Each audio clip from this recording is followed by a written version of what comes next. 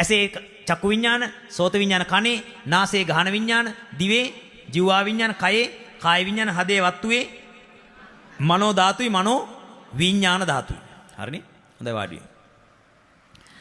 දැන් අපිට හැමෝටම හැම සත්වයකටම ඔය පහම තියෙනවද? හැම සත්වයකටම ඔය පහම තියෙනවද? දැන් ඉතින් හිමින් කියන්නේ තියෙනවා නම් හයියෙන් කියන්නේ තියෙනවද නැද්ද? හැම සත්වයකටම තියෙනවා. හැම සත්වයකටම නෑ. අපිට පහක් තියෙනවා. සමහර සත්වයින්ට 4යි, සමහර සත්වයින්ට 1යි. පහම තියෙන අය පංචවෝකාර භවික සත්වයෝ. 4ක් තියෙන අය චතුවෝකාර භවික සත්වයෝ. 1ක් තියෙන අය ඒකවෝකාර භවික සත්වයෝ. කවුද පංචවෝකාර භවික සත්වයෝ? සතර අපායේ සත්වයෝ, මනුස්ස ලෝක සත්වයෝ, දිව්‍ය ලෝක 6 සත්වයෝ, රූපාවචර බ්‍රහ්ම ලෝක 16න් 15ක සත්වයෝ අසඤ්ඤ සත්වයෝ හැර. අසඤ්ඤ සත්වයට තියෙන්නේ මොකද්ද? 1යි. රූපස්කන්ධේ විතරයි.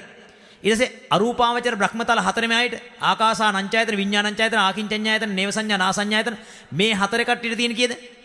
4යි. මොනවද? වේදනා සංඥා සංකාර විඥාන කියන 4යි තියෙන්නේ. රූප නැහැ. අරූප කියන්නේ ඒකනේ. රූප නැත. රූප නැත. සිත මිස කය නැති බඹලොව සතරෙකි.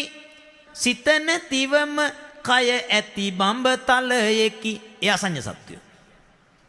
හරිනේ? තේරුණාද කියන්නේ? මම දැක ප්‍රසිද්ධ රූපවාහිනී නාලිකාවක හාමුදුරුව කෙනෙක් නිර්දේ වශයෙන් ගහන ඔය කාව්‍යයට. ඇයි? ඒ හාමුදුරුව කියනවා පින්වත්නි අවිජ්ජාපච්චය සංකාර, සංකාරපච්චය විඥාන, විඥානපච්චය නාම රූපං, නාම රූප දෙකම තියෙන්න ඕන නැත්නම් සත්වයෝ ඉන්න බෑ. ඒ කියන්නේ අපි දිහා බලලා කියන්නේ. හරිනේ? අපිට දැන් අපිට රූපක් තියෙනවා, නාමයක් තියෙනවා. බැරි වෙලා හරි නාම නිකන් අපිත් එක්ක තරහ වුණා. නාම ආයේ උපදින්න නැති වුණා. මැරෙනවා බොල මැරෙනවා. මොකද එන්නේ? නාම උපදින්නේ නැත්නම් ඒකම එකදු විඥානයක්. චක්කු විඥාන, සෝත විඥාන, ගාන විඥාන, ජීවහා විඥාන, කාය විඥාන, හදේ මේ මනෝ විඥාන, මේ මනෝ ධාතු කිසිවක් පහළ වෙන්නේ නැත්නම් මොකද එන්නේ? මලා. එදා තමයි මලා කියන්නේ. දරවනේ? ඒ කියන්නේ මොකද්ද? නාම රූප දෙකම තියෙන්න ඕන කාටද? නාම රූප දෙකම තියෙන්න ඕන කාටද?